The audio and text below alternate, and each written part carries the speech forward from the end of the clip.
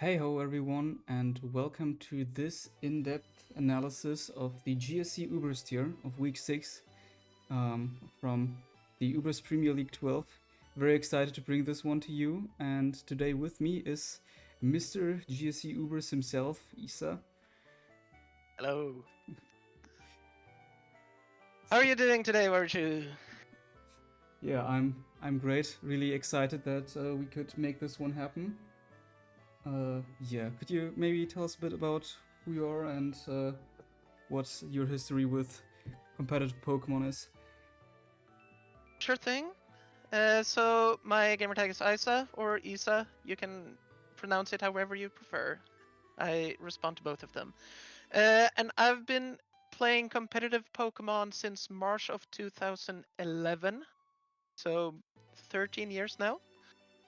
When I started out, I was primarily an RBY player, but after 5 years, I transitioned into GSC primarily. And I've been playing GSC Ubers as my primary metagame for the past 3 or 4 years, but I've been playing it since 2015 approximately. My accolades include winning Ubers Premier League XIV with a 6-1 record.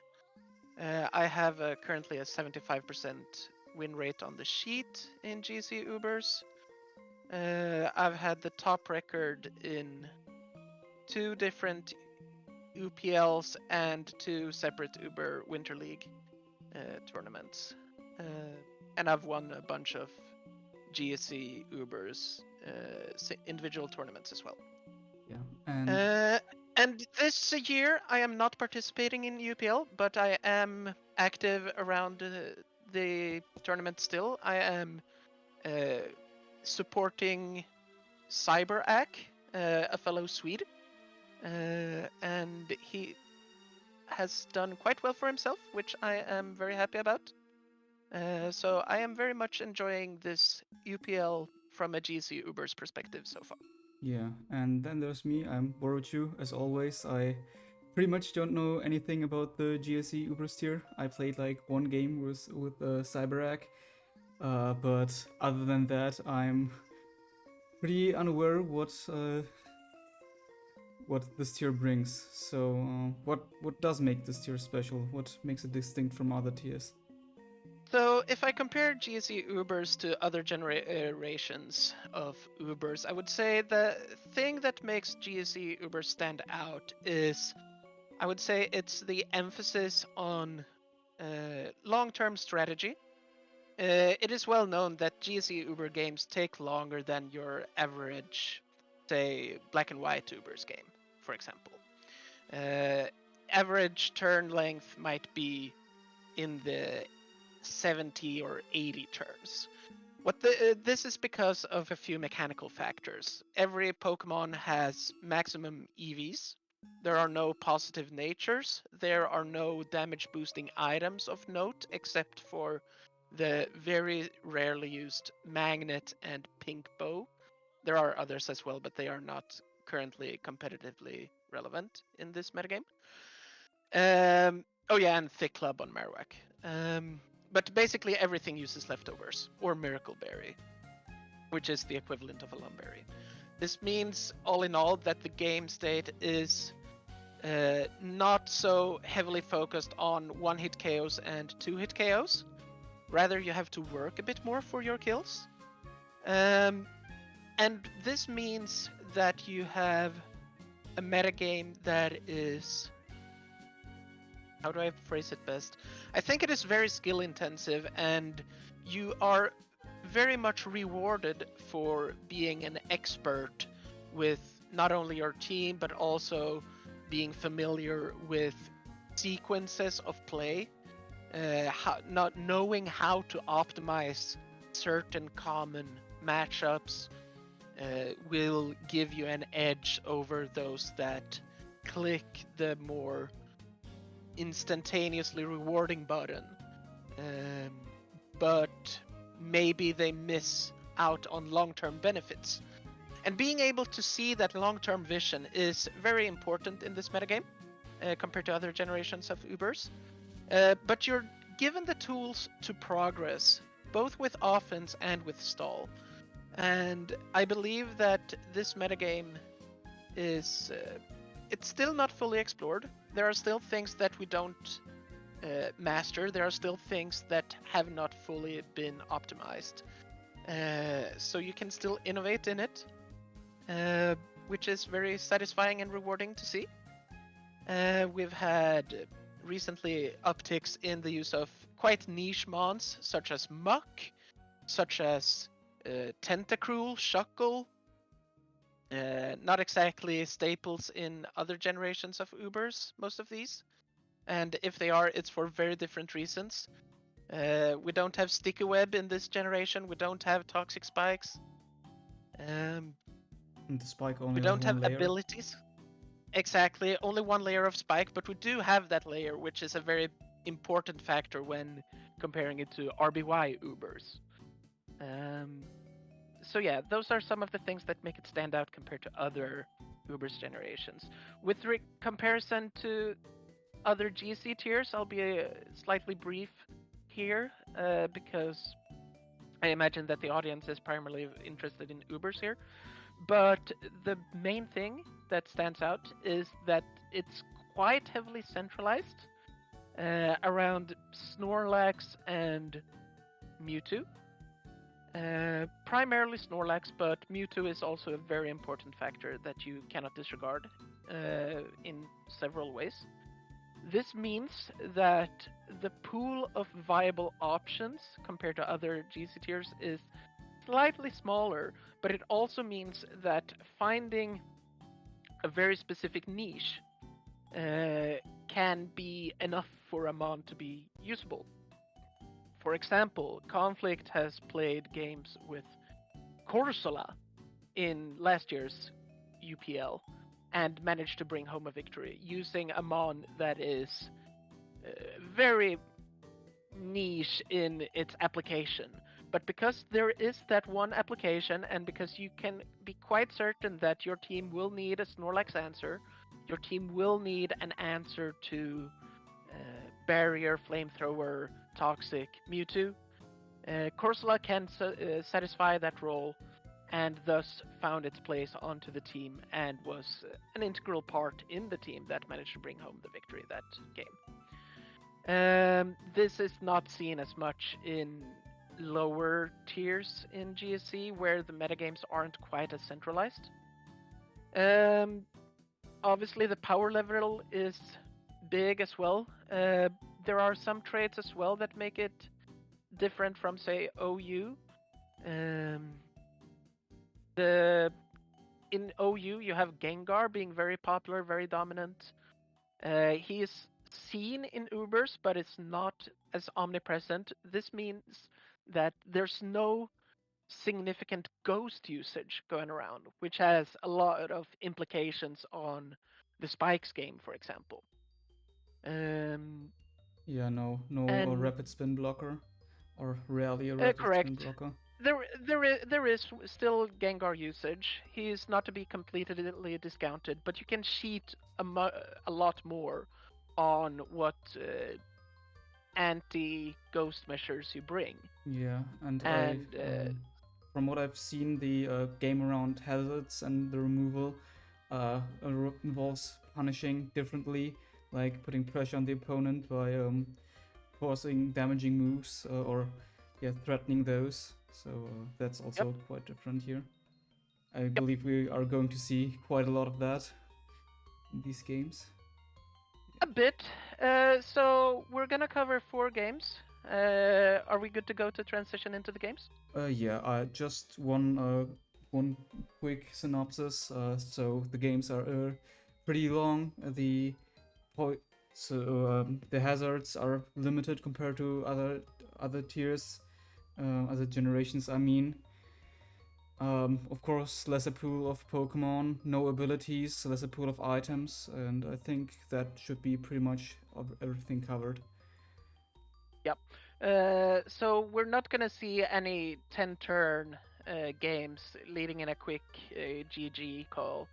But I will say, these 4 games that we're going to look at, they are from Week 6 of Ubers Premier League, and 3 of them are reasonably short by GSC standards, and there's one that's lengthy, but we won't cover it for as long period of time because of reasons that I'll get into once we get to that game. But yeah, for now, I'd like to kick us off with the game of Vani versus Iguana. And we're gonna take a look just here at the lead matchups. So we'll see a few different leads in a GC Ubers game. You'll see Snorlax, Mew, Mewtwo, Ho-Oh, Cloyster, and quite rarely you can also see Zapdos as a lead. Raikou could be used as a lead, but it's not the most common mon. Snorlax lead from Iguana side, using the tag of MC56556 in this game. Snorlax lead is not necessarily indicating any one particular playstyle. Mew lead, on the other hand, that's an indicator that we're going to see quite an offensive team from Vani's side. Mew is commonly running Miracle in the lead slot, commonly running Miracle Berry, Swords Dance, Explosion, and 2 other moves, most commonly Thunder Wave plus Fire Blast, but could also be Thunder, Earthquake, Surf, and then you can speculate around one-off options like Rock Slide or Submission, trying to catch specific answers. But yeah, we're probably gonna see quite an offensive squad. What does the Snorlax lead usually do? So Snorlax is usually in this tier overall. I wouldn't say that Snorlax the lead uses a dedicated moveset, but Snorlax overall will be Curse, most commonly, Rest, and then it can be Rest Talk, it can be Lovely Kiss, it can be Curse plus Earthquake. Rarely you can see Self-Destruct, but it doesn't really differ from what you'd see from a Snorlax in the back. Right. All right, and then there's I should probably click play instead. But yeah, and Vani on turn 1 reveals Toxic instead of a more commonly used status move like Thunder Wave. So Toxic is known on Mew, and that's a different take on Mew. Not necessarily the most common in the lead position, but this Mew is probably going to be running a more supportive set with Toxic, Flamethrower, or Surf, Soft Boiled, and Explosion in the back. It's not as offensively potent, but it can serve as a catch-all check for annoying opponents like offensive Mewtwo, for example. You can switch this Mew in, drop a Toxic on that Mewtwo, and then heal up. Yeah. While still maintaining offensive pressure with Explosion. What's also noteworthy at this point is that Toxic resorts to poison after the Pokemon Toxic does switch out. Correct. But it's still a fairly commonly used move, but not as potent as it is in future generations. And indeed, we see Flamethrower, and we see Snorlax going for Double Edge. Mew is taking a sizable chunk. That's going to be a 2-hit KO. So Vani has to respond to this, and indeed we see the Soft Boiled. And Iguana going for the Curse, boosting this Snorlax to higher threat levels.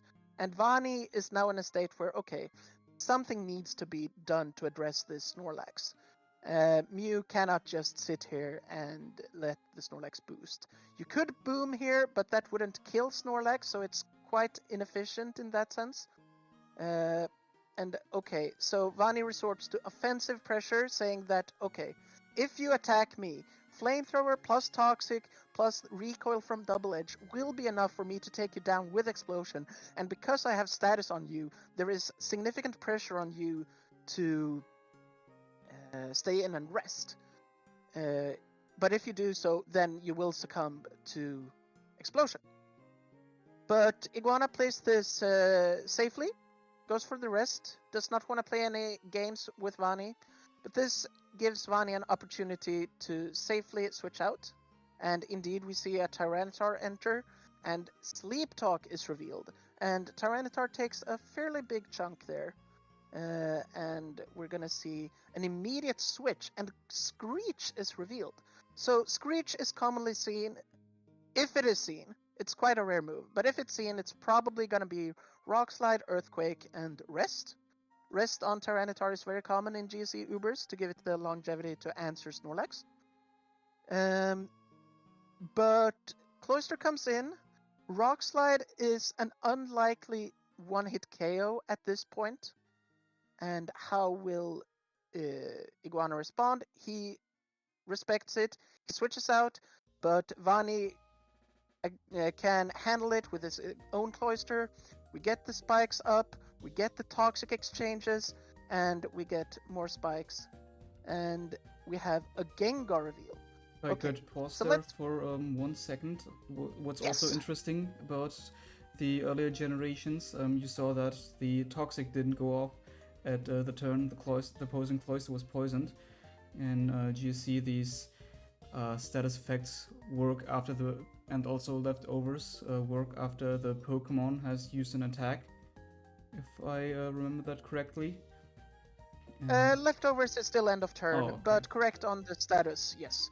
So going in a speed tie between Cloysters, winning the speed tie means that you get slightly more toxic damage dealt to your opponent. But okay, so this is an interesting situation here still.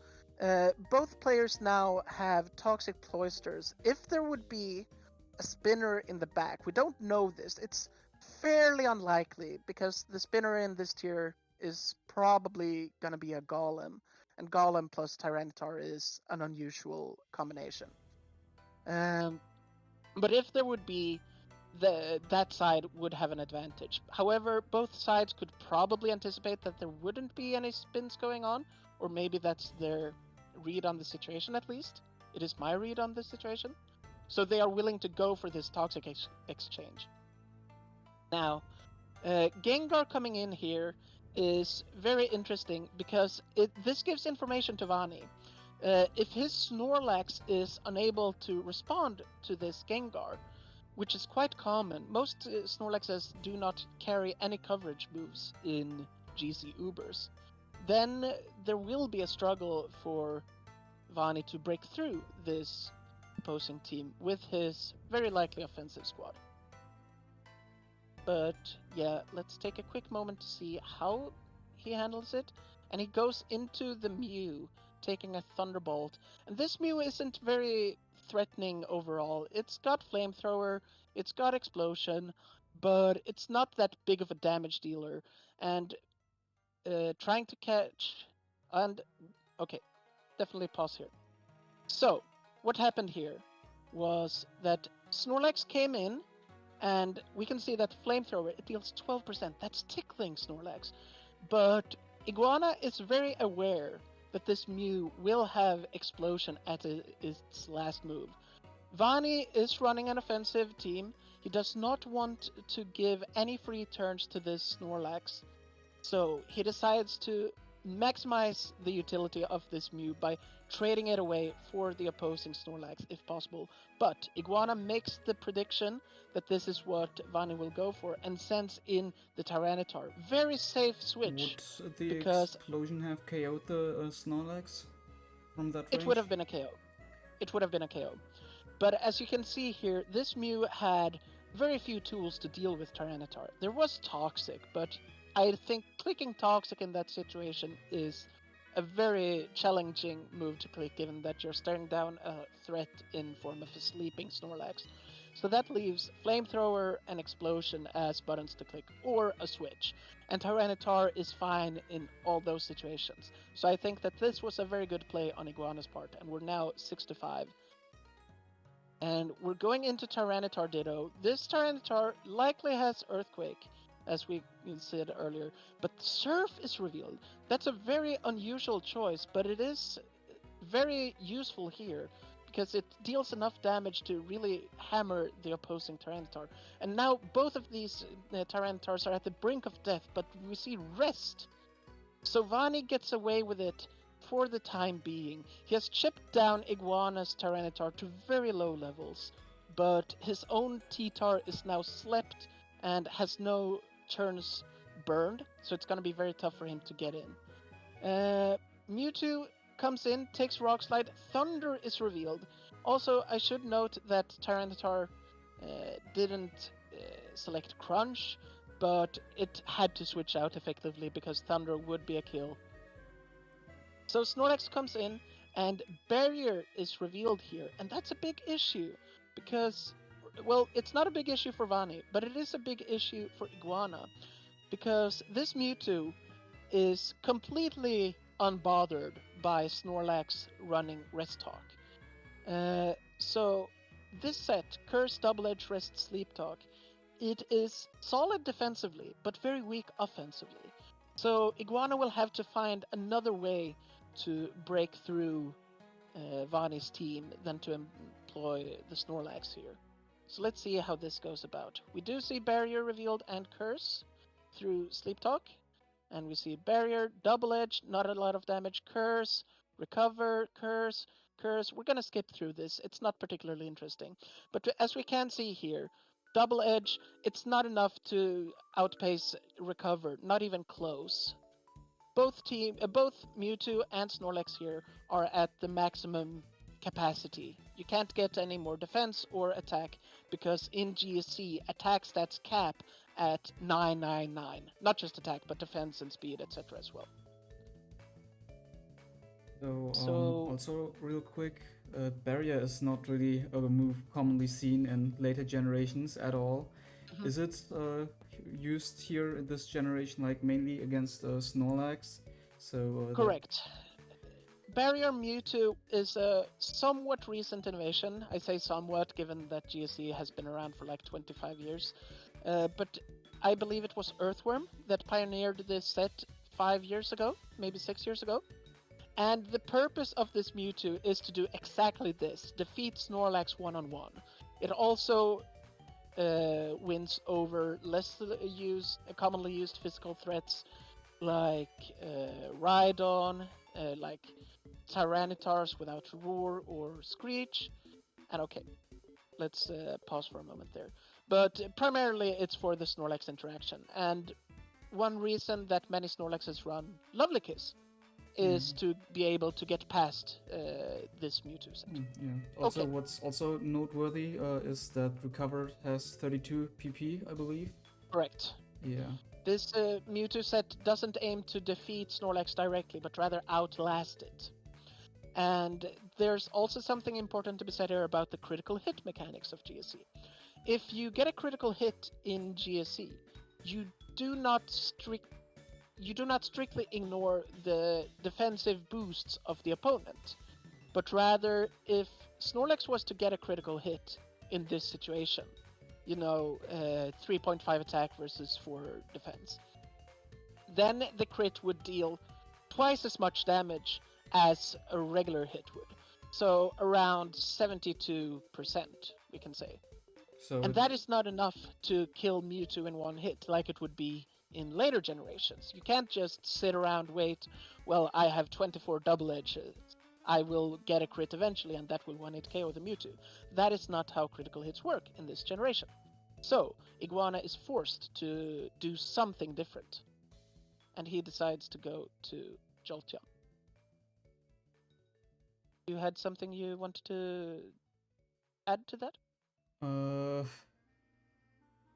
Yeah, I also just wanted to sum that up as the crit just ignores both positive and negative boosts from both sides. In some circumstances. But let's talk a bit about Jolteon here. So Jolteon is a very big threat in GSC Ubers, bigger than in OU. And the reason is that the recipient of the growth pass in this tier is Mewtwo, a huge powerful threat, and it is also not as common to bring ground types in this metagame rather. So Stab Thunder is very dangerous. Jolteon also speed ties opposing Mewtwo. So from this situation, what will Vani do to counteract this Jolteon? and he decides to go to Snorlax. This is a common line of response. Snorlax is very bulky and can Lovely Kiss and can Double Edge. Iguana respects the threat and goes into Cloister, but Vani coolly curses up, and Iguana sees it as his best recourse to explode on this Snorlax. And I think that was a very reasonable play, because Double Edge would kill Cloister at that range, so this was, so to say, the last time to get that boom off. And because this Snorlax is unrevealed, you don't know if it carries Earthquake or not, so you can't send in Gengar. You can't send in Tyranitar because it's so low. So Explosion was a very sensible choice there in that sense. However, it only brings Snorlax down low. It doesn't kill. So what will the follow-up be? And it's a Snorlax Ditto. And we've already established that Iguana doesn't really break through this Mewtwo. But it does at least scare Vani out. One thing real quick, after the explosion, the Snorlax was unable to use an attack. So in this generation, yes. I believe it's also like this. If a Pokemon faints, the turn is ended immediately, both from spikes and spikes, toxic, or explosion. Correct. So if as we saw here, Iguana exploded and that denied Vani the opportunity to act. So even if Vani knew that an explosion was coming, he couldn't just click rest and be done with it. He doesn't get to act at all with his Snorlax. He could of course switch first, but he didn't, and then it becomes a moot point. Whatever move he clicked with Snorlax, it doesn't get to be played out. But Vani says that, okay, I will try to get my Snorlax healthy at a different avenue, and for now I'll play it safe versus your Snorlax. And we see Barrier, Double Edge, and that's a free switch for Iguana, and this threat is back. And now we see another growth, and Ice Beam is revealed. So this is quite uncommon, but I'll say, well, it's not uncommon, but it requires some context. This Mewtwo is carrying Barrier, 2 attacks, Recover, no stab. And this set is usually seen on teams with a growth passer, such as Jolteon, but also possibly Vaporeon. It could be ran without it, but it is a fair assumption to make that Vani's last mon is a Jolteon or a Vaporeon. It doesn't have to be, but your alarm bells should definitely be ringing. And on Iguana's end, there's also an unrevealed at this point. Mewtwo will be that unrevealed, and most commonly it runs a set similar to this. You could also run Psychic over Thunder to get stronger hits versus Snorlax, for example. But let's see how it plays out here. So the freeze mechanics, do they work like in RBY here, or can a Pokemon thaw out? No, you have 10% chance to thaw. Okay. At the end of turn. So you don't thaw and move at the same time. At the end of turn, you thaw. This means that you can switch in and thaw at the same time. But if you start a turn frozen, you won't get to move. But okay. This was a very impactful turn. We see that Vani goes for Thunder in an attempt to get the paralysis onto Jolteon and cripple it permanently. Because his Snorlax is out of options here. It can't switch in on this Jolteon safely while Jolteon is unstatused. And the other options are not very appealing. Cloister is going to die to Thunder. Tyranitar is sleeping, will die to Thunder. And the unrevealed might not be suitable to handle this. Iguana gets the Thunder critical hit. That's very relevant. That's not a one-hit KO without the crit, but he does get it, and that means Mewtwo is down. This will free up the Snorlax for Iguana later, and at this moment in time, Iguana has a very notable advantage. However, this Jolteon is definitely on its last legs. And we do see Snorlax come in.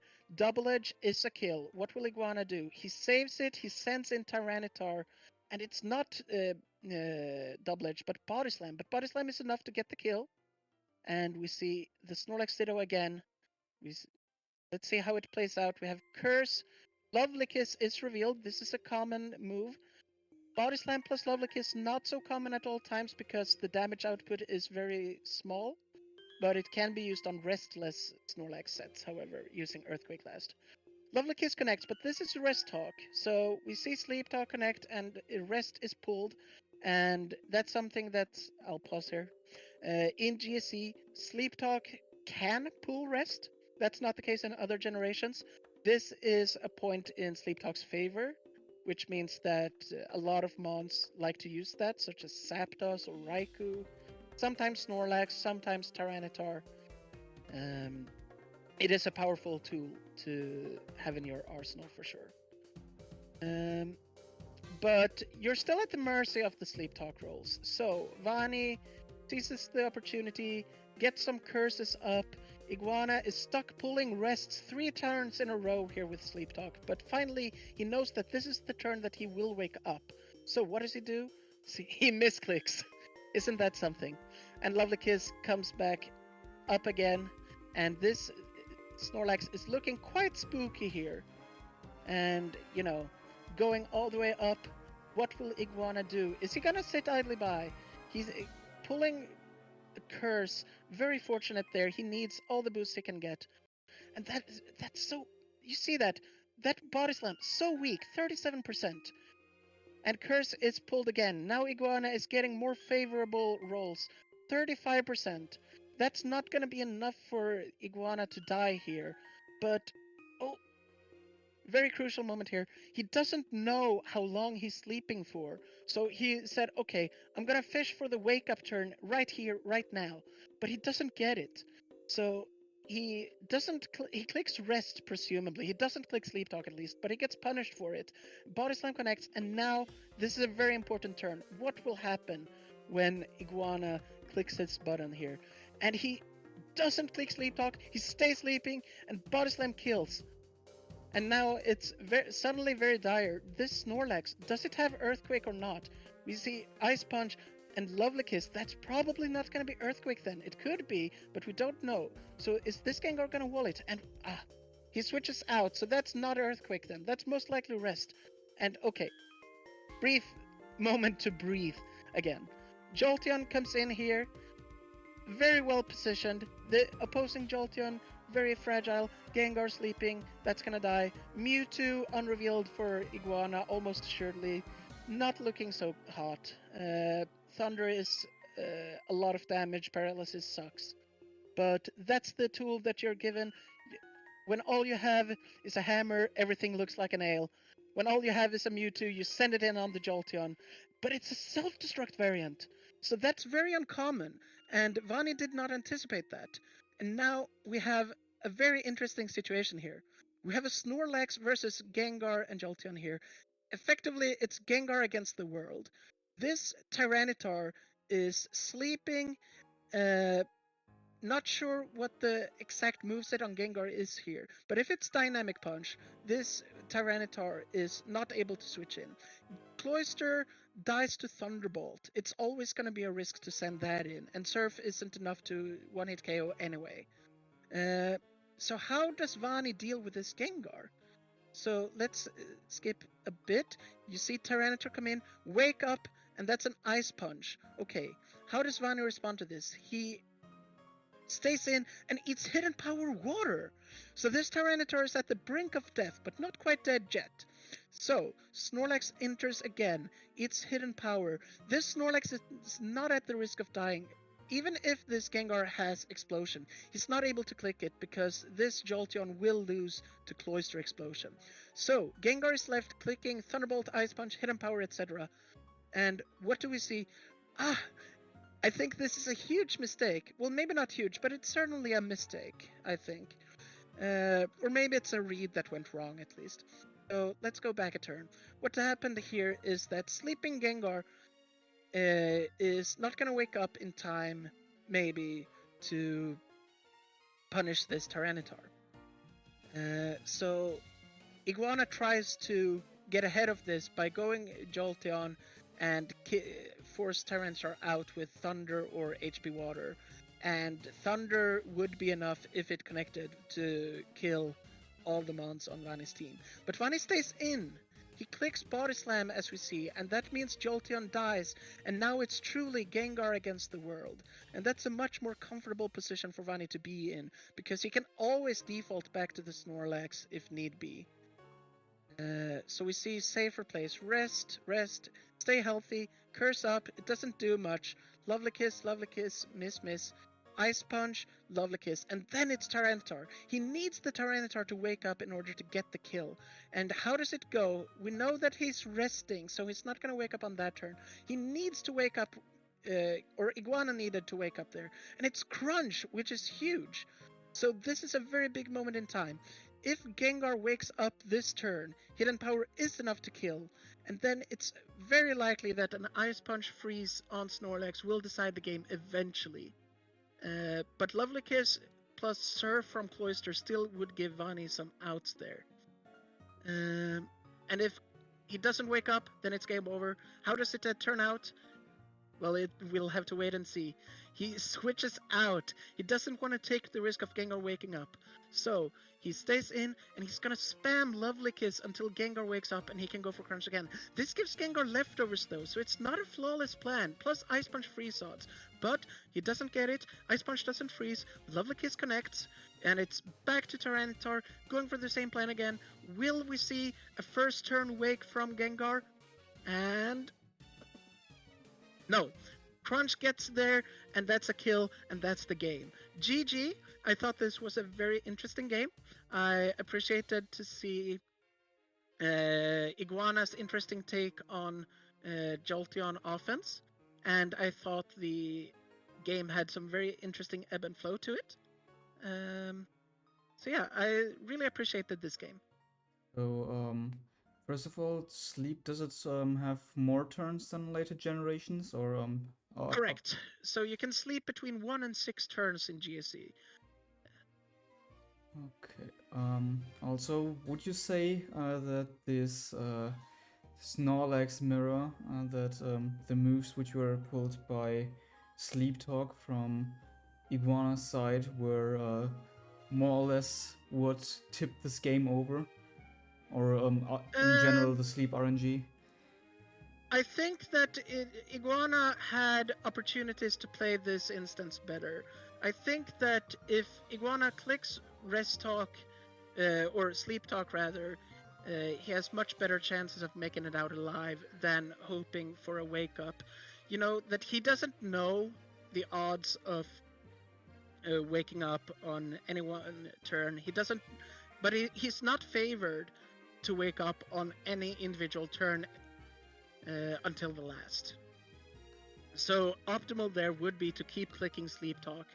And, you know, if he wakes up and quote-unquote waste a move on Sleep Talk, he would still outspeed Snorlax at this point, you know, because he's not acquired as many curse boosts yet.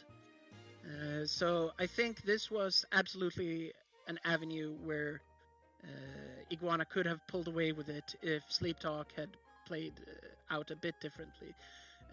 Jolteon at the end from Vani's side wouldn't be able to withstand this Snorlax. Tyranitar sleeping with only Screech, Rock Slide and Crunch. That's not enough to take down a Snorlax with this many boosts. Even if Double Edge is resisted at this point with 3 boosts, that's going to be approximately 40 damage per hit. Tyranitar cannot withstand that, especially with 73% spikes down, 0 turns burned from Rest Sleep.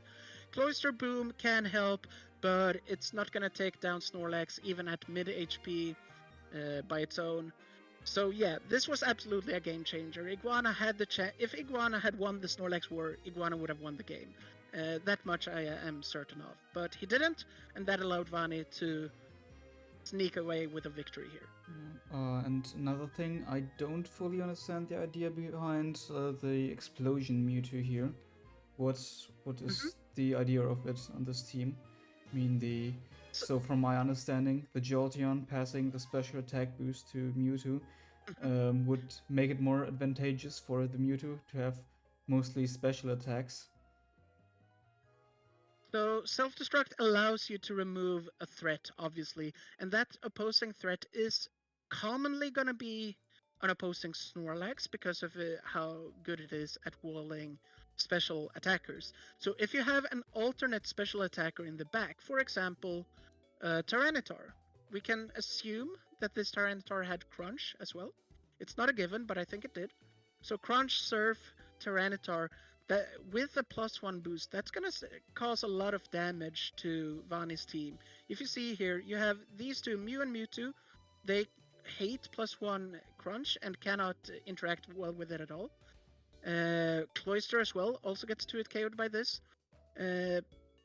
Tyranitar hates +1 Surf. Jolteon hates Rock Slide as it is. And then there's only Snorlax that's really dealing with Tyranitar sufficiently. But you can remove that with Boom from Mewtwo because Snorlax is such a common response to growth recipients to carry out Lovely Kiss duties or similar. So there's definitely some thought behind it. It was the most common Mewtwo set up until the discovery of this particular set, Barrier Recover 2 Attacks, which came into being like 3, maybe 4 years ago. So it's not a completely new innovation, but rather a rediscovery or reinterpretation of an old set with Boom Mewtwo on recipient teams. Yeah. So the Mewtwo here would have lost in the face-off against the Jolteon if it didn't boom. For sure. Said it correctly? We could see previously how it played out on the other side when Vani took on Jolteon with his own Mewtwo. You saw that even though the Jolteon got a crit, that still means that a non-crit would deal 50% or more, right? While Ice Beam, the strongest attack on this Mewtwo set, did 33 to Jolteon. So definitely the case that +1 Jolteon definitely beats Mewtwo with sufficient accuracy on Thunder. Yeah, and one last thing. Cloyster is also able to learn Rapid Spin. Why is it not used? Because Rapid Spin is not legal in combination with Explosion. Oh. Yes. So there are moveset illegalities to take into consideration in GSC, and the most prominent one, I would say, is Cloyster's inability to use Rapid Spin and Explosion on the same set. Offensive teams will almost always go for Explosion over Rapid Spin. Rapid Spin Cloyster is quite unusual. If you see it, it's most commonly seen on more defensive teams. Okay. Yeah. Alright. Then we can move on to the next game. Yep. So let's introduce our fighters. This game features Cawil and 3D. Both of these two players are substitutes. Cawil doing his first game of the season, 3D doing his second. And they are not as experienced in this tier as Vani and Iguana are. So let's see how this plays out. It's a fairly... Well, I won't spoil anything about the battle just yet. But okay, so we see Snorlax lead once again, but we also see a Ho-Oh. Snorlax, as I said previously, can be indicative of any kind of team, i.e. it's not indicative at all. While Ho-Oh is very, very commonly seen on stall teams and very, very rarely seen on anything more offensive. So Ho-Oh most likely will run Toxic, Whirlwind, Flamethrower, Recover. That's pretty much the only set it has. Sometimes you see Earthquake. Some players have tried out Hidden Power Water, but they are the odd choices here. They are not your standard Ho-Oh. So let's see how it plays out. And 3D reveals a Raikou, so it could possibly be stall versus stall. And we see Blissey, indeed, that's a stall right there. And Thunder, obviously not gonna do anything more than tickle the Blissey. And we see Present. So this is a move that you're not gonna see anywhere outside of GSC. Now, to the unfamiliar eye, this move is super weird. What does it actually do? And the way it works, you can see that there's text here saying Gen 2 Present has a glitch damage calculation. So, Present looks at the secondary type of the opponent. and bases its it uses a completely unique damage calculation formula. And it's too complex for me to go into here. But what it does mean is that Pokemon that have a special type as their secondary type, or primary type if they only have one typing, will take a lot of damage from present. Like a lot, very much a lot. While those with a physical type will take almost nothing. So as we can see here, Snorlax took 4%. Obviously that's not anything to fear at all. So Snorlax is completely walling a present Blissey. And we see Golem coming in here. Curse revealed, could be a Lovely Kiss, but not real just yet. And we see Cloyster coming in, but getting ward, and we have a Vaporeon. Okay, so this is more likely an offensive team that just happened to have a Raikou. Vaporeon could be, always uses growth, could be Baton Pass, could be Rest Talk, could be Acid Armor, but it always uses growth and stab. And obviously Golem can't stay in on that. So Blissey is yeah, go ahead. You earlier said that Raikou makes it likely for the opposing team to be a stall team. What qualities exactly does it bring to stall? So it has no special weaknesses by virtue of being mono-electric. It has high BDEF and HP, meaning that you can send it in on any special attacker in this tier except for Mewtwo with Psychic and Rest Loop it.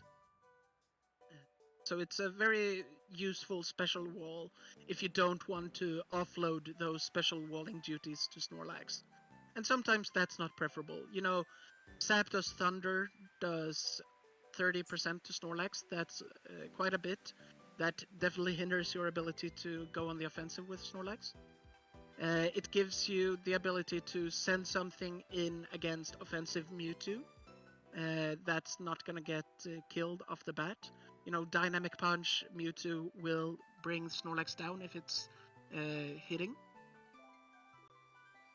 And it fulfills, it allows you can see Cloyster and Vaporeon, two water types. Obviously you're gonna have electric weaknesses. Raikou is very good at nurturing that. But okay, we see Vaporeon reveal Baton Pass. So similar to the last game, we're probably going to see a Recipient Mewtwo kind of set. But as Iguana shown, it's not a guarantee. We get the Cloyster Ditto, Spikes, and then 3D says, alright, I'm out. And this is a very meaningful choice because, you know, there is Blissey around. Blissey carries Heal Bell in this generation. There is very limited upside to trade Toxic here. There's also a Golem, which is going to carry Rapid Spin. If 3D's Cloyster is statused, that means it'll take more damage than it can recover back with its leftovers if it absorbs Toxic.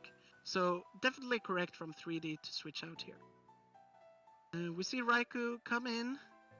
Blissey as well. Thunder is clicked. And alright. So 3D's just gonna take it easy, rest up. But here comes the big boom.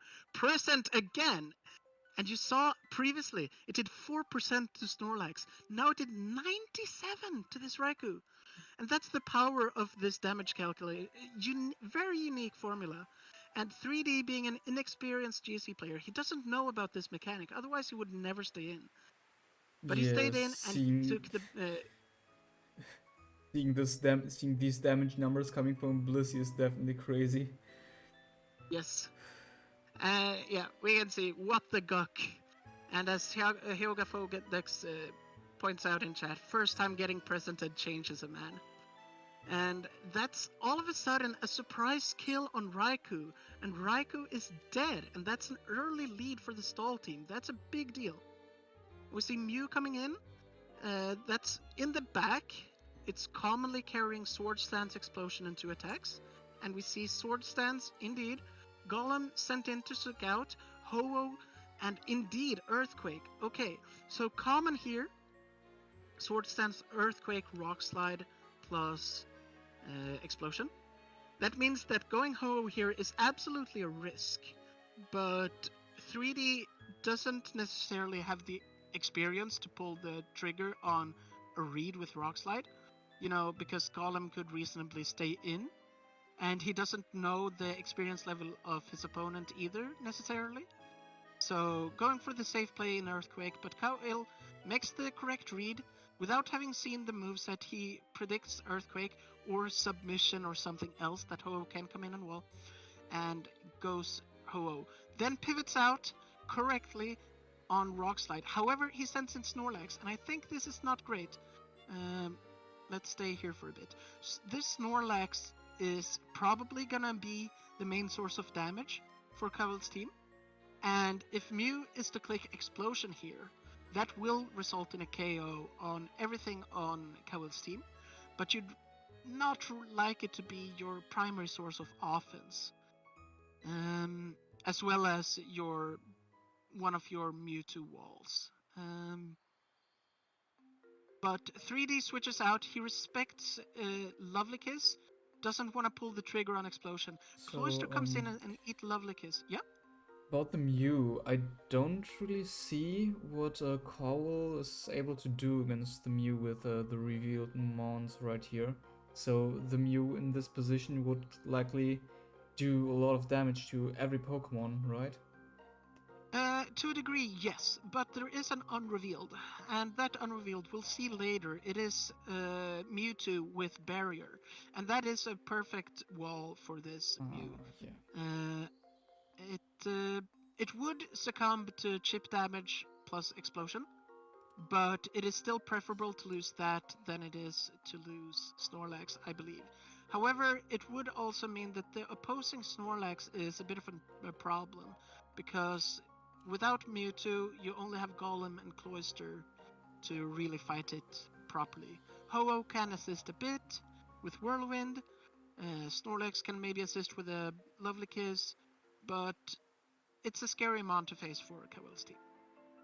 But what we end up getting is Lovely Kiss being baited out onto Cloyster, and this is not bad for 3D, because it will be much more difficult for Cawil to use Snorlax defensively now, or offensively. Lovely Kiss is a very potent tool to have in the back.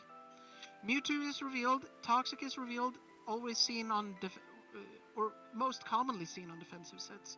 But it misses Snorlax, and we get Cloyster versus Vaporeon. And let's pause here for a bit. This Vaporeon, Growth Pass is very annoying. You have Present, that's going to deal a bunch of damage, but it's RNG dependent, because Present has 4 different roles. One roll is 40 base power, one roll is 80 base power, one roll is 120 base power, and one roll heals the opponent. And the 120 base power only has a 10% chance of getting cooled. So it's gonna be difficult to beat Vaporeon. It can be done. Which present roll was called on the Raikou earlier? The 120. So we got the favorable roll.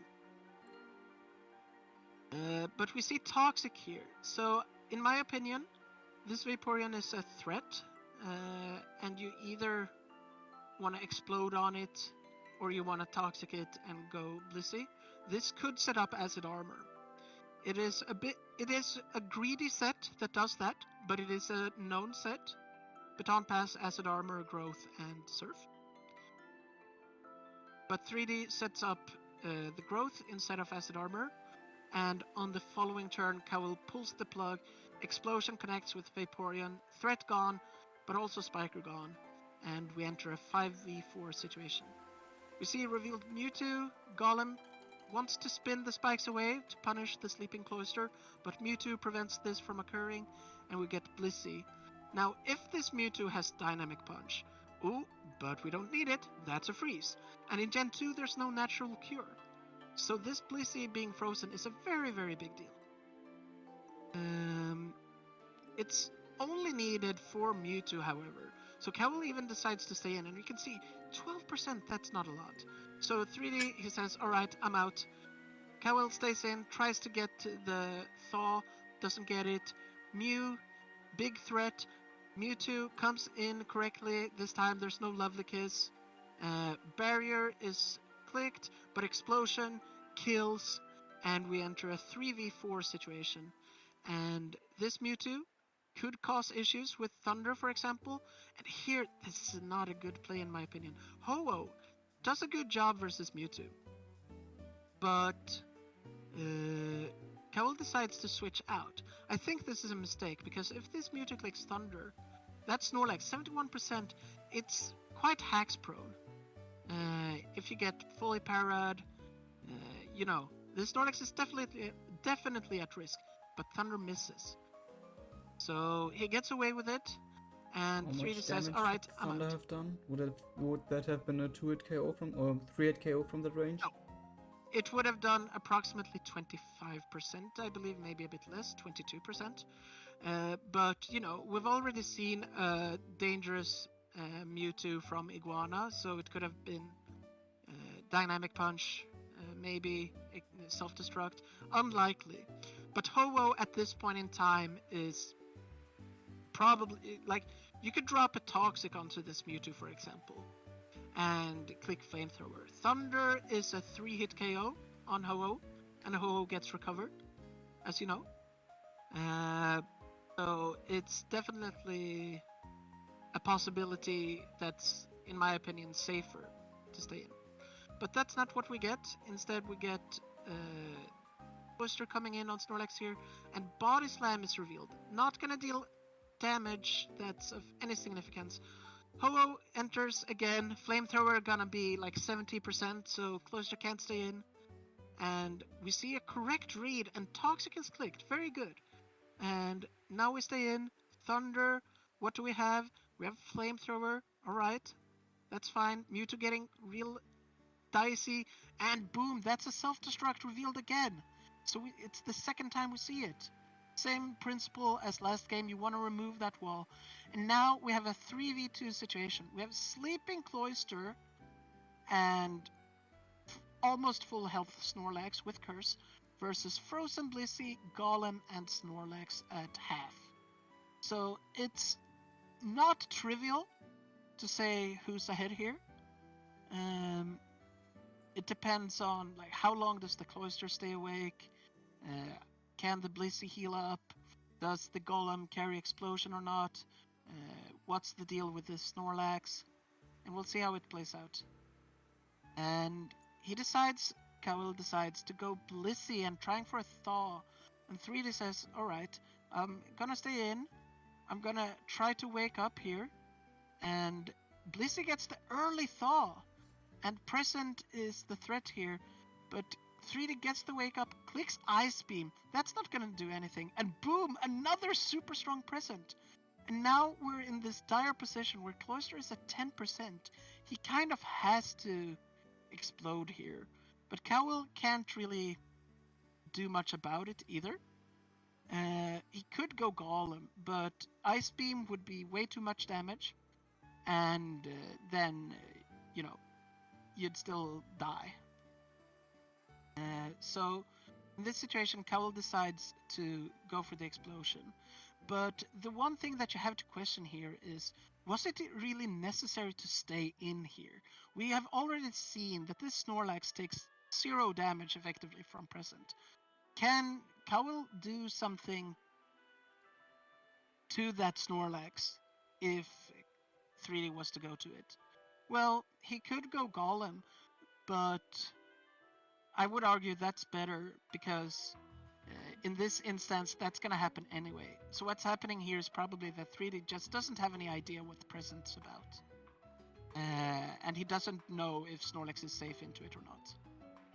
So we see Explosion, and it's a 1v2, Snorlax versus Snorlax. Now, this is a clear indicator that this Golem is not Explosion, because if it was, you go that, you click Explosion, you win the game. But instead, we get Curse, Lovely Kiss clicked, and now it's a game of chance. Belly Drum revealed. How quick can this Snorlax revealed? Body Slam not very strong, even at +4 versus +1 Snorlax. So it's the 53%. That's going to be a roll to kill. Will it do so? Will 3D wake up and get the chance? No. So, there we have it. 41 turns, dramatic endgame, some interesting mechanics on display. I don't think that 3D played this one very well, unfortunately. I think he got very thrown off by the present mechanics. Like, it's not every game that you see Blissey get effectively 2 kills. But that happened this game. I think that there were some optimizations that Cawil could have done to his game plan as well, but overall I think that he played a slightly better game than 3D, and I think was the deserved winner. Yeah, so few questions regarding mainly the Ho-Oh. So most of, or if not any of the qualities that make it so great in later generations aren't present here in GSC, like huge physical damage with Sacred Fire and Brave Bird Regenerator, all that stuff.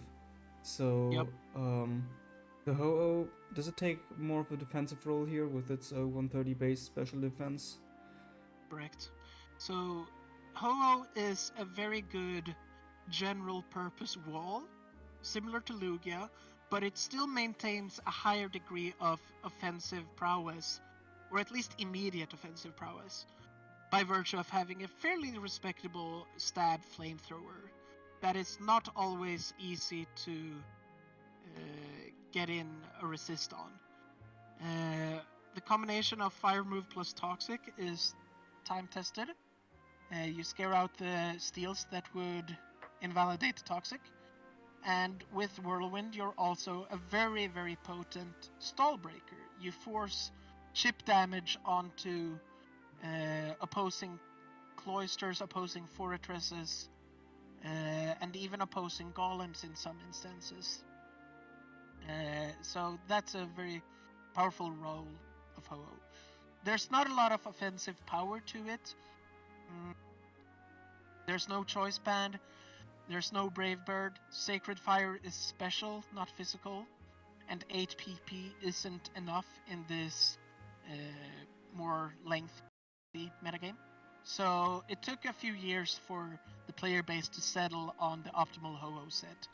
And that's the one that Cawil was using here. Recover, Flamethrower, Toxic, Whirlwind, presumably.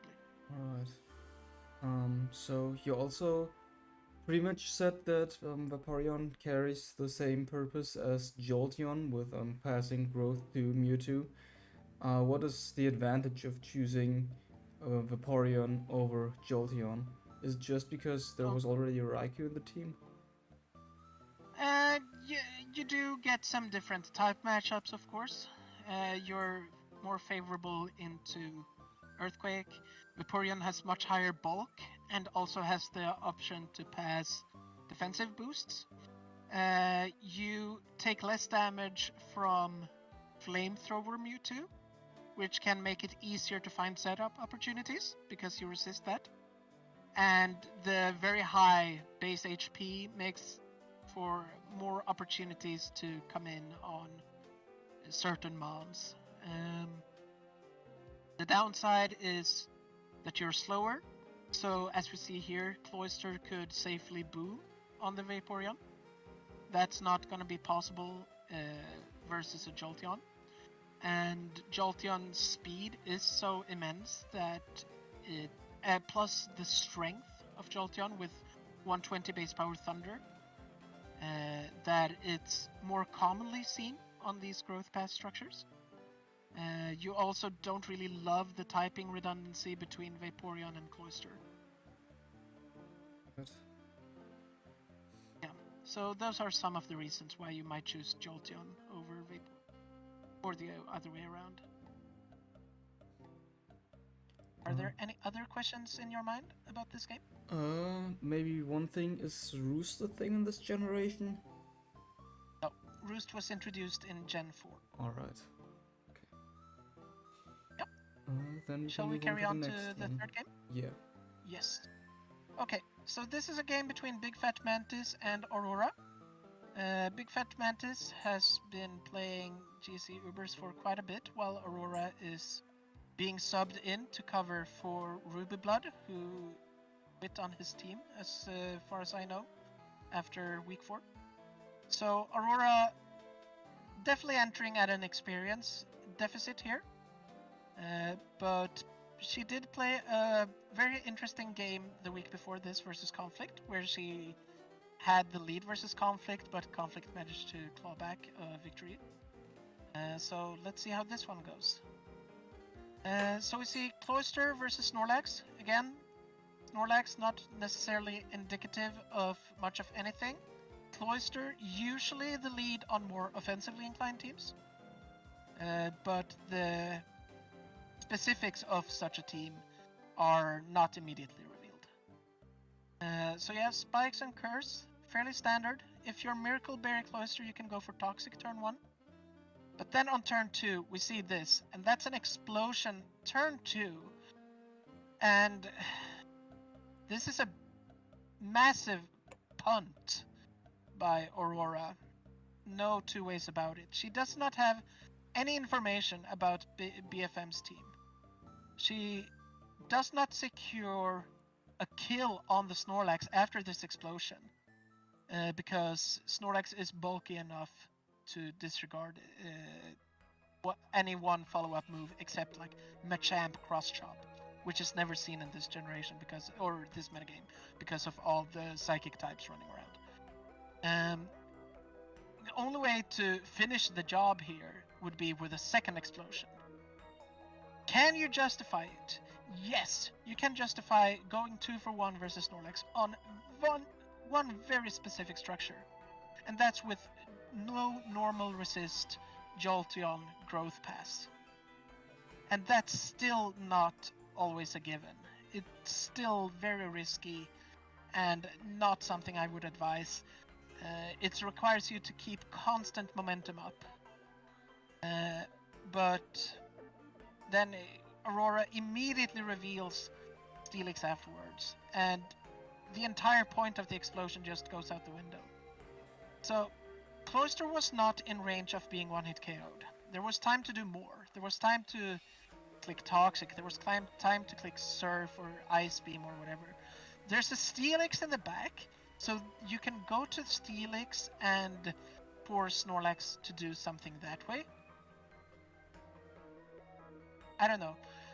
To me, honestly, this was very disappointing, because if BigFatMantis has rest on this Snorlax, then the game is already in a super favorable position for him. And we see Curse from this Steelix follow-up and its rest.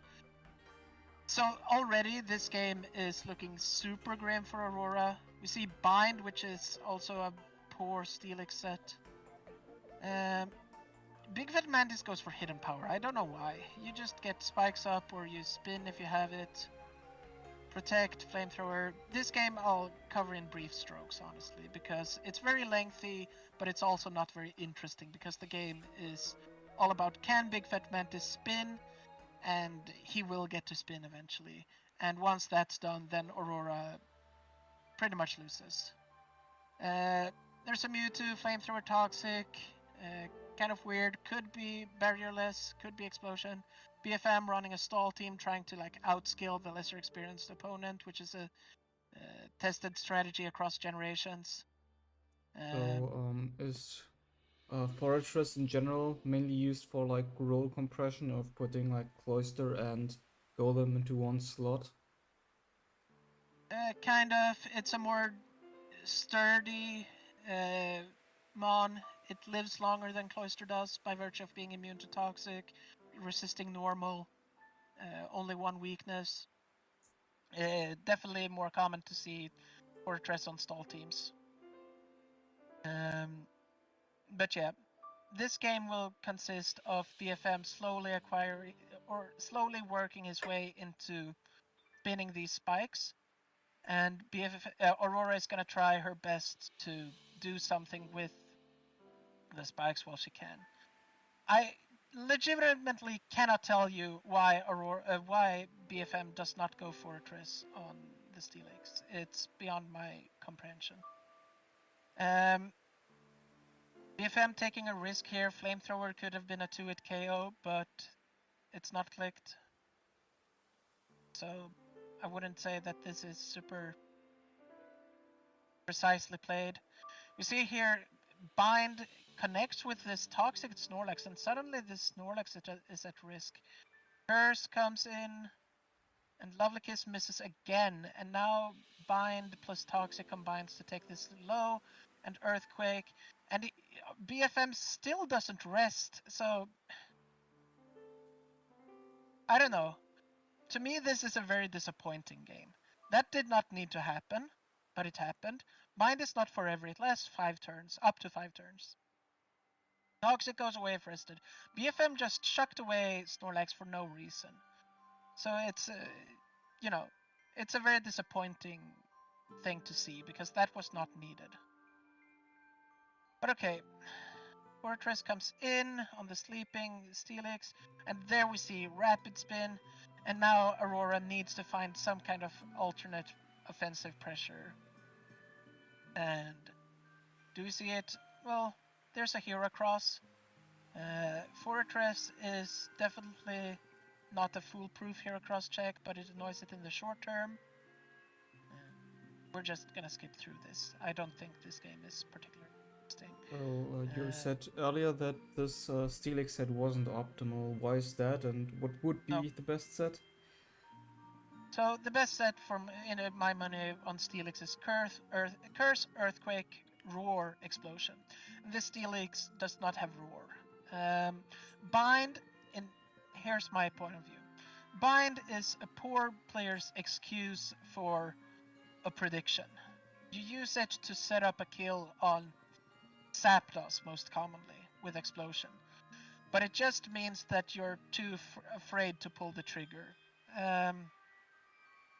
I think that you're giving up the opportunity to blow up on Skarmory because with Curse and Roar, you can set up on Skarmory and get the slower Whirlwind.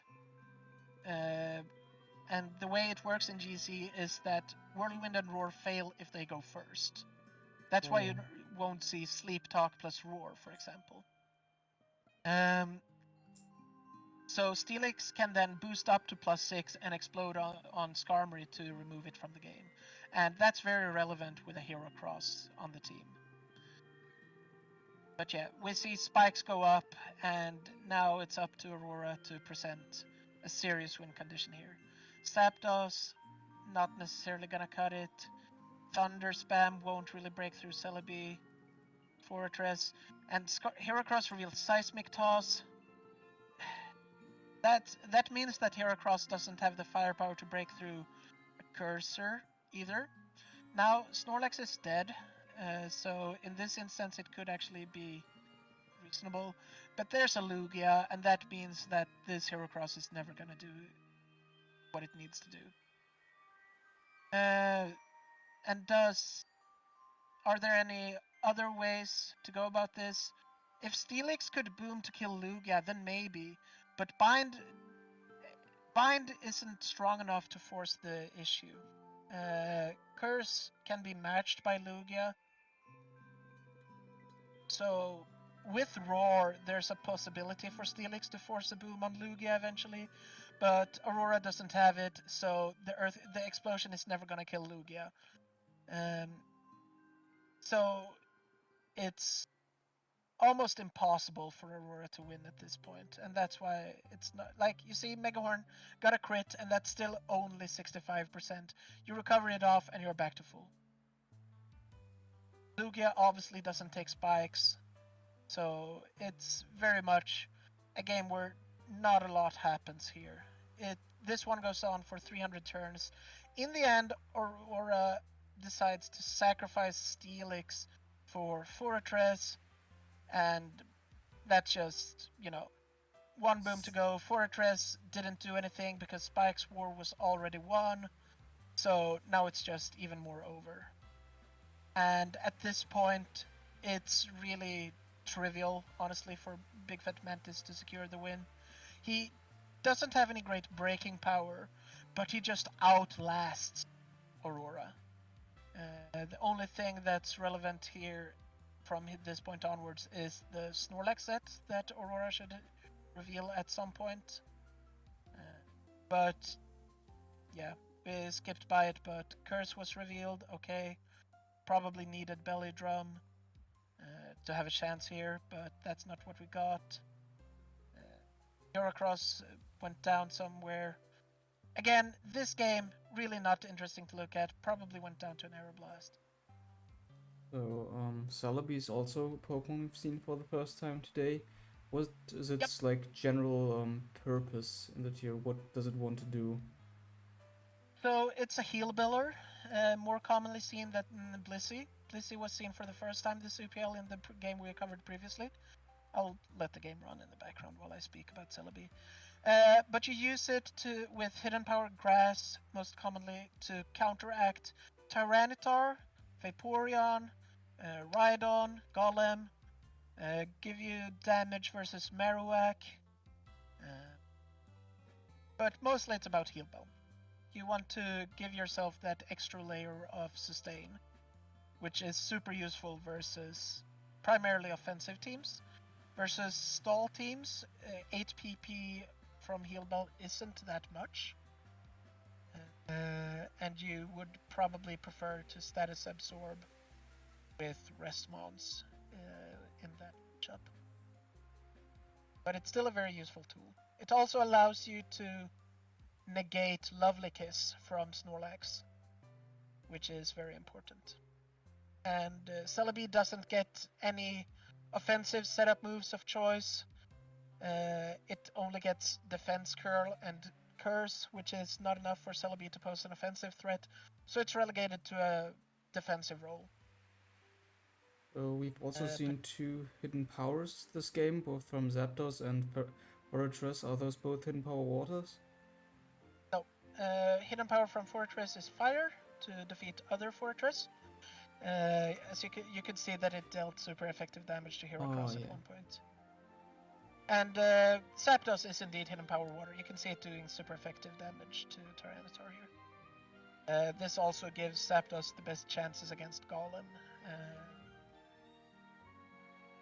Golem is the primary reason for hidden power water. Steelix as well. In OU you would see hidden power Ice for Exeggutor, but Exeggutor isn't really common here.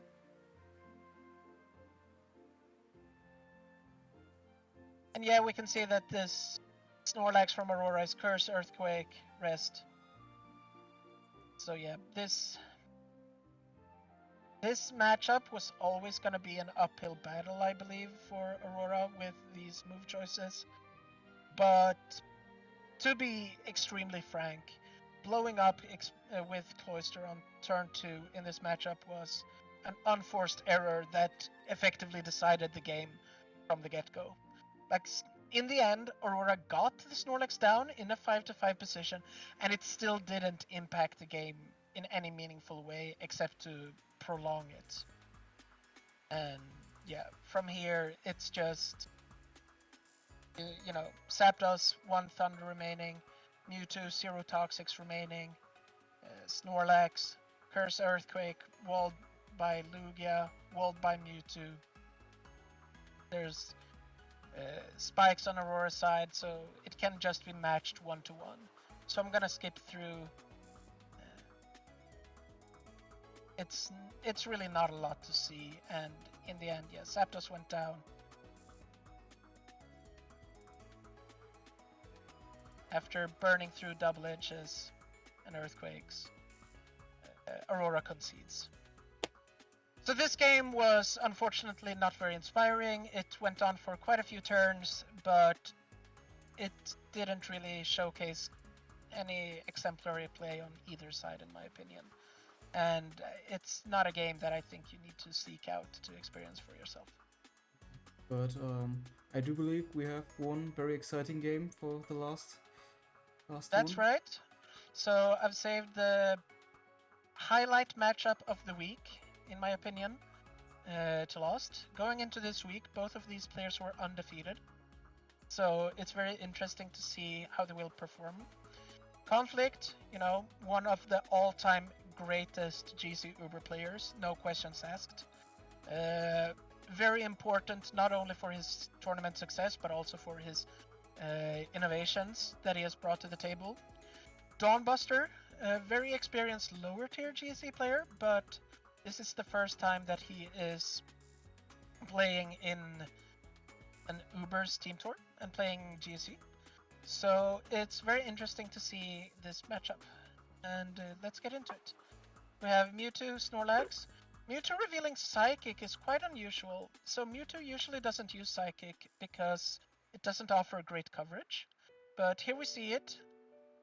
We see Lovely Kiss, but it's Miracle Berry. And I'll pause right there because Miracle Berry obviously is an offensive item. Not in the sense that it increases your damage output, but it makes these interactions versus Lovely Kiss Snorlax more favorable to you, and it allows you to go at a high pace tempo. Nothing wrong with the sequences chosen from either player though, but it does mean that we have a hint towards Conflict's team here. It's gonna be quite a rapid paced team. And we see Self-Destruct, and it gets, I think it's a low roll, but Snorlax survives. And Snorlax also goes down to an HP stat that allows it to switch in on spikes, possibly. Cloyster comes in, threatens to revenge kill with Surf. Dawn respects it, but Conflict gets the spikes up, and Jolteon is revealed. So for a third game here, we have Growth Pass on soon-to-be display. So we can assume some things about Dawnbuster's structure. There's probably a recipient kind of Mewtwo in the back, but you know, I say that, we've seen 2 out of 3 Mewtwo's not carry the common set. Probably Cloyster, probably Tyranitar or Steelix in the back, and a last mod that's probably carrying some kind of explosion or offensive tool. Conflict's team, we've not seen so much from just yet, except an inclination towards the offensive. And we see here Dawn making a super cool read here, switching in Snorlax on Conflict. And Conflict uses Curse, which is a fair play. This gives Dawn the opportunity to click a button with Snorlax, be it Rest, be it Lovely Kiss. So definitely a very interesting play from Dawn. Also noteworthy is that Dawn didn't click Baton Pass.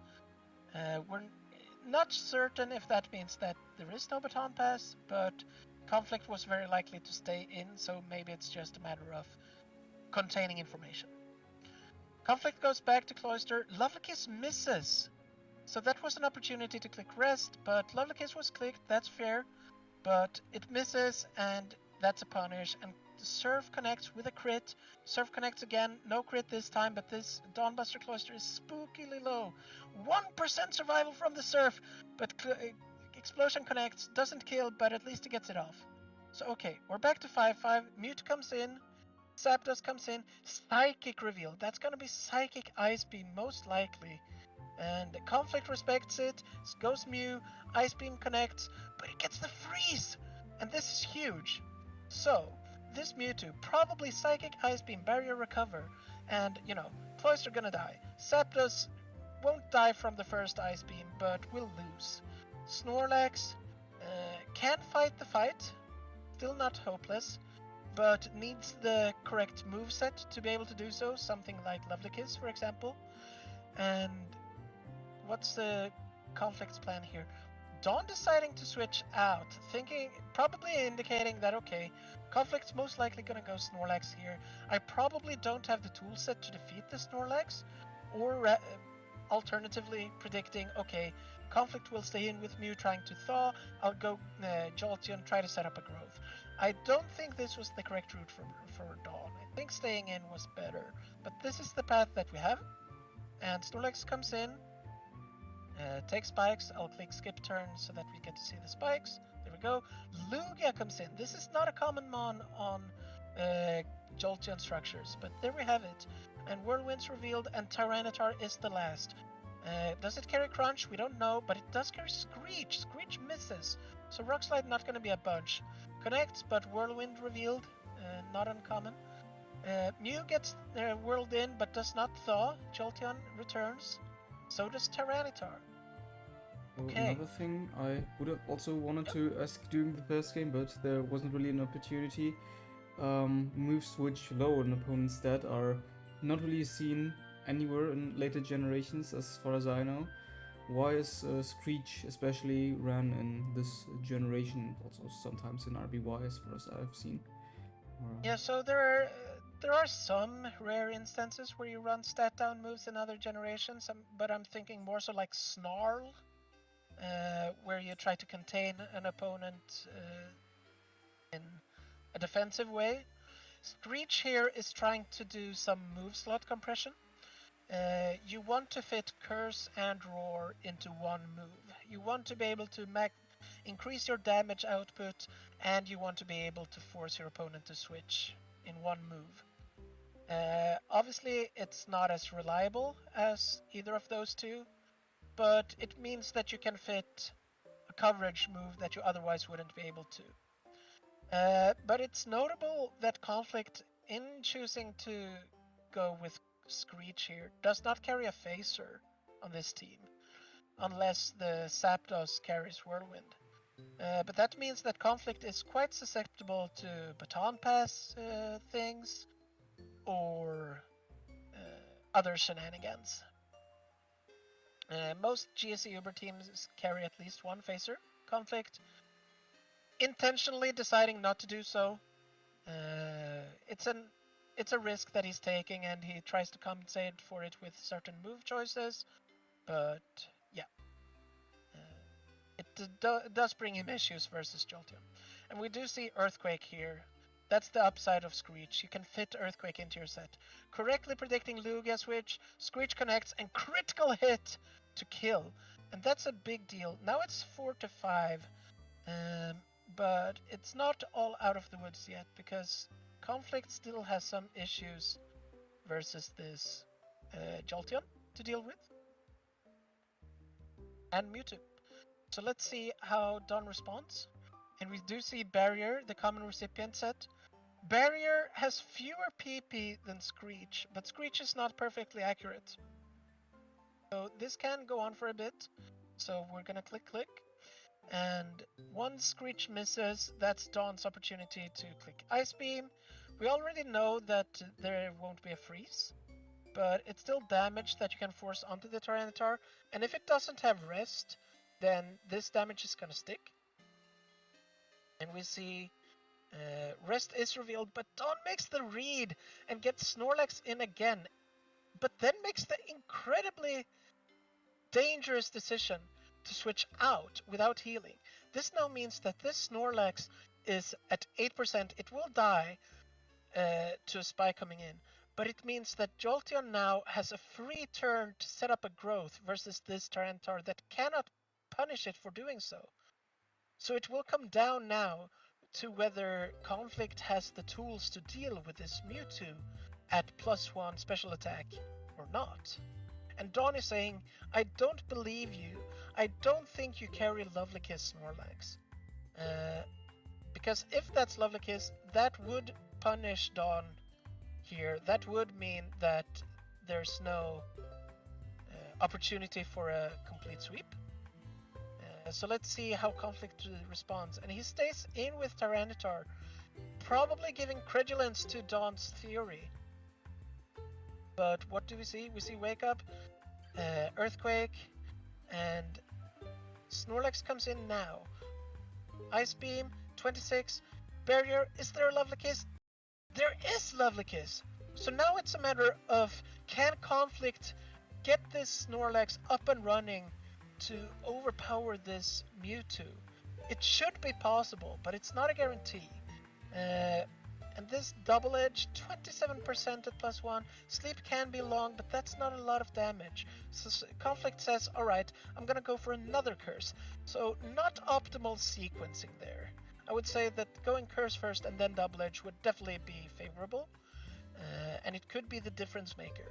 You see 38%, 2% hanging on. The previous roll 42%, 36 now, hanging on by a thread, and then you get the Wake Up. So Recover comes in clutch. Double Edge doesn't get the job done. And Recover again Lovely Kiss connects, and we will see some more of this. Snorlax goes for Curse again, saying that, alright, my previous damage rolls wouldn't be enough, let me get more damage in. 50% here. This Mewtwo needs to wake up this very moment, and it does! And the barrier is clicked. Correct. You get that extra boost in survivability. Now Lovely Kiss has to connect, but it does not. It's another miss,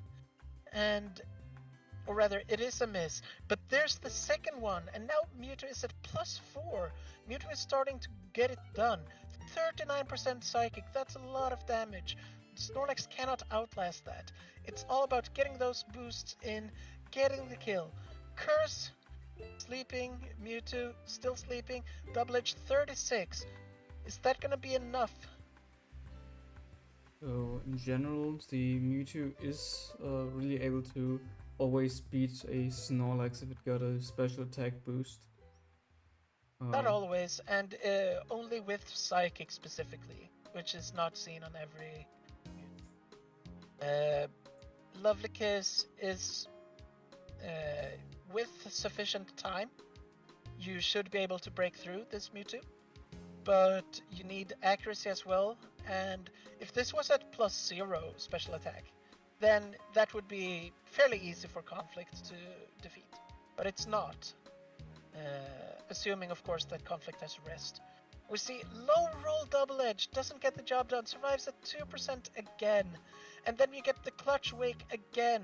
Recover, Double Edge, recover, Lovely Kiss misses. Psychic connects 40%, and Lovely Kiss misses again. And Conflict can't contain it again. And that's gonna be the cue to get the Mewtwo sweep going. Mew is sacrificed here. Tyranitar, Screech, that's all there is. There is no Roar. Conflict is punished for his choice to bring Screech over Roar. And yep, Ice Beam trying to fish for something, but you know, it's not gonna cut it. Zapdos comes in again. Ice Beam, still enough, still damage enough to get that KO. Snorlax comes in again and is finished off by Psychic. And Dawnbuster defeats Conflict, handing Conflict his first loss of this year's UPL. Would you say that that hacks really sealed the deal? So there was both one very crucial freeze and the situation, the face-off between the Mewtwo of Dawn and Conflict Snorlax also panned out really in the favor of Dawn. Was it really hacks, or was it in a considerable margin of misfortune? I think that Conflict definitely had some misfortune with the freeze onto Mew. So Conflict revealed in the post-game that this Mew had a Thunder Wave. That would have put a dent into the prowess that Mewtwo could make, but on the other hand, it also means that you cannot Lovely Kiss it. So if that Thunder Wave connects, it means that your primary method of dealing with this Mewtwo would be repeated Screeches with Tyranitar, and that's not super reliable. So I think that in the end, as the game played out, I think that Thunder Wave wouldn't have been very helpful to Conflict.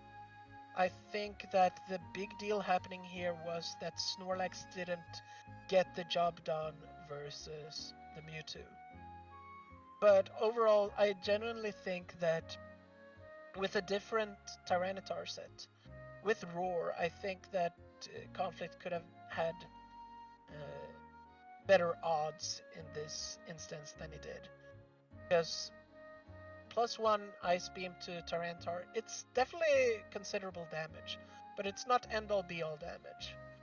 And Conflict didn't, with Mew denied, and with some misfortunes from Lovely Kiss, you know that he missed a few Lovely Kisses, roughly as many as he hit, but also the ones that he hit, they had a fairly average turn length, so it's not all bad luck there. I think that Conflict's team was definitely weak into this team from Dawn. So I think that Dawn had the advantage going in, but good fortune still played a fair role here. Yeah. So, would you say that these games we had this week were like stereotypical GSC games? Because, like I earlier said, GSC is notorious for being a tier with very long, drawn-out games where it's sometimes hard to make progress or see the progress, at least from an outsider's perspective. I think that we had 3 games with very clear progress making. This Vani game versus Iguana, definitely a lot of progress being made at steady pace here. 3D versus Cawil, also the case here with only 41 turns, which is decently speedy for GSC standards. And this Conflict versus dawnbuster game, also fairly quick. I think that, these are games that anyone can enjoy. I think that if you look at this Aurora versus BigFatMantis game, yeah, that's a long one. That's a snooze fest. I wouldn't put that on a playlist and show it to a friend. But no, I think that these games were exciting. I was especially the first and the last game in this definitely. set. And I hope that the ones watching this also found the games interesting to follow. And that maybe my commentary helped illuminate some situations. It was very fun to listen to what you had to say about these games. Thank you. You definitely do have a lot of passion for this tier, and I believe that's something anyone can enjoy. So lastly, we can go over some predictions for next week if you don't have anything else to add to these games. Sure. I think that at this point it's week 7 at the time of recording. One game has already been played, Cybrack versus dawnbuster, which resulted in the Smogon page for the tournament. Yeah, thank you.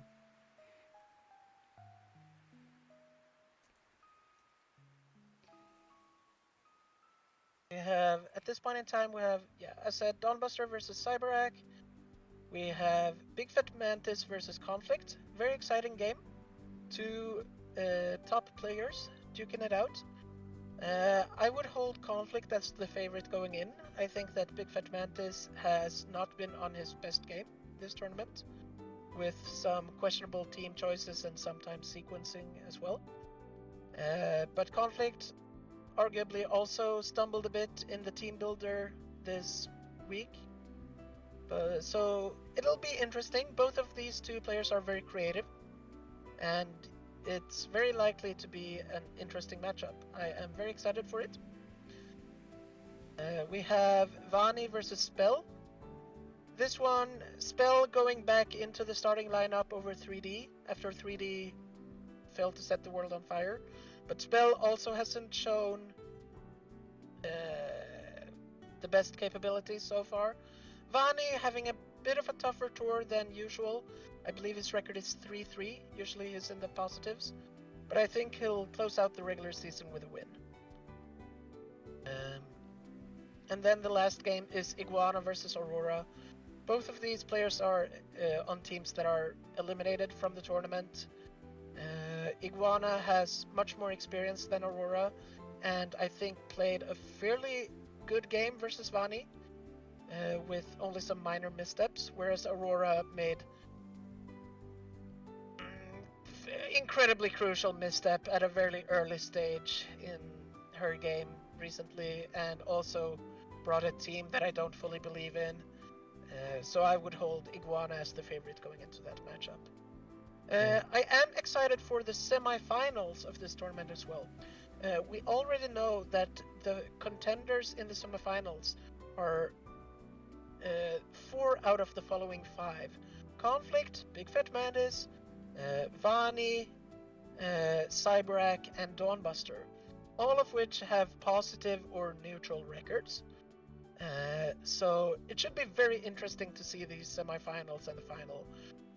It's not always the case that you get all the top players in playoffs, but this year it seems that we will, and I am very excited for it. Yeah. So then, now that we've all seen these amazing games, two more or very general questions about GSC Ubers. For one, Yep. about the team builder. There's like very limited options compared to later generations, especially with the Pokemon not having any IVs they can attribute, and also items being very limited, as well as no natures. Would you say that the team builder, that players can really express themselves through the builder here, and get like an upper hand or an advantage through building well? Absolutely. I think that building a solid team is uh, absolutely doable. I think that in modern generations, it's much more difficult to discern what is a good team or not. Whereas in GSC, I can walk through the checklist quite easily and I don't have to make any overwhelming concessions if I make a good team. It is possible to pioneer, like in this viability list, we have 36 mons, and I think that with those 36, you can still cook a fairly wide variety of compositions. This also does not include every mon that we have seen this UPL. For example, Tentacruel is not on this list, but was part of a win in this UPL. So this tier is not fully explored. This tier rewards good building, good presence of mind. Good teams will outlast inconsistent teams in the long run, for sure. It's not solved, and not every player is equally skilled at team building. I would say that there's definitely more that goes into by a significant margin. There's more that goes into team building in this generation than RBY. You could argue that not as much goes into team building here as in generations where you have to take EVs into account, but I absolutely believe that the team builder stage is a very significant process here Yeah. that you have to be a master of in order to consider yourself to be at the very top. Yeah, and secondly, you've mentioned that this tier is very close to being solved. Does it also count to the aspect of playing the game? Like, would you say a stockfish for GSC Ubers would be possible? Well, Stockfish obviously works in an environment where there are no parallel moves being chosen. But to answer your point more generally, I do not think that GSC Ubers is solved. I do not think that there is one playstyle that dominates another. I think that's a gross oversimplification. What I do think is that there are certain sequences that you can optimize. You can learn how to play optimally versus a Lovely Kiss Snorlax, for example. You can learn how to play optimally versus a Curse Roar Tyranitar. You can learn how to play optimally versus certain defensive structures. That is not what I would call solved. Solved is when you reach a stage of like rock, paper, scissors, maybe, with like the one meta threat, the response that defeats that threat, and then a weaker threat that beats the counter meta but loses badly to the meta. We are not in that stage. We do not have such a clear dichotomy between the top tier structures and the worst structures. Uh, we are not there yet. We do see some examples of optimal gameplay pop up every now and then, but we also see a lot of instances of not optimal play. Players are not yet at that level, generally speaking. They are not yet at that level of absolute perfection. And it's unlikely that they will be. Some players are better than others, but there are still mistakes being made, be it in the team builder or in the actual game itself. There is always game to be played, and there is nobody that has fully mastered GC Ubers yet, and it's unlikely that anyone ever will. Players will be better or worse, but nobody will ever be 100%. All right. Thank you for your time here today. That was very great. I had a lot of fun listening to your explanations about the games, and also here at the end the more general questions. And Thank you. so, do you have anything else to add? Sure. I would just like to close out by saying that if you think that GSC looks intimidating, I think that it's really not. I think that you can give it a go. If you have some experience with other Uber generations and you want to make a splash in GSC Ubers, you can write me a message at Discord. I'm in the Uber Cord, I'm in the GSC Cord. Um, I think that there are resources to learn from. We have this viability rankings. You have a lot of good replays to learn from. You have sample teams that you can borrow. They are fairly functional. You won't embarrass yourself running them. Um, and yeah, if you enjoy strategic output, if you enjoy a methodical process, give GC Ubers a spin. It is an excellent tier, far better than any other tier that I know personally. I And I believe think that'll be my closing words. the Runes of Olf GSC Ubers is also coming up pretty soon in September, if I'm not mistaken. Yep. So that's also definitely a good opportunity to get into the tier. And with that, we have every tier of Ubers covered. And other than that, bye bye. Bye.